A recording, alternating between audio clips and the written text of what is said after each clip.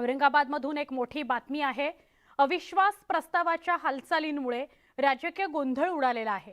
ठाकरे गटाने ग्रामपंचायत भाजपला ताब्यात घ्यायची आहे, त्यामुळे अविश्वास ठराव आणण्यासाठी सहलीवर गेलेल्या जोगेश्वरी ग्रामपंचायत सदस्यांना सरपंच आणि उपसरपंचाने साथीदारांच्या मदतीने मारहाण केली आणि अपहरणाचा प्रयत्न केला।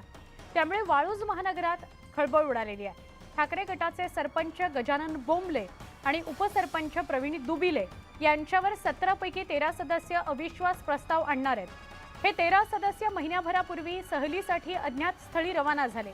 पद जाण्याच्या भीतीने सरपंच आणि उपसरपंचांनी त्यांचा शोध सुरू केलेला आहे।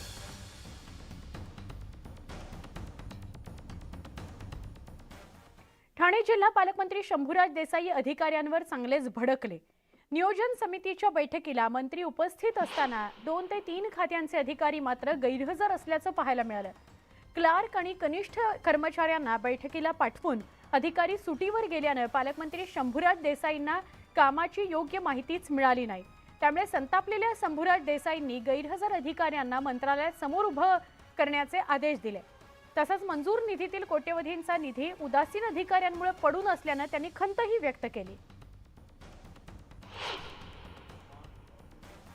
मी सांगितलं त्यांची कारणे दाखवा नोटीस द्यायला सांगितलेली आहे। कारण जिल्हा नियोजन समितीची ही महत्वाची आढावा बैठक असते, पालकमंत्री घेतात ती। अशा बैठकीला खाते प्रमुखांनीच हजर राहणं गरजेचं आहे। 3-4 विभागांचे अधिकारी स्वतः हजर नव्हते। त्यांना कारणे दाखवा नोटीस जिल्हाधिकारी देतील आणि मान्य जिल्हाधिकाऱ्यांचं जर त्यांच्या उत्तरानं समाधान झालं नाही तर माझ्या दालनामध्ये मंत्रालयात त्या अधिकाऱ्यांना समक्ष पाचारण केलं जाईल।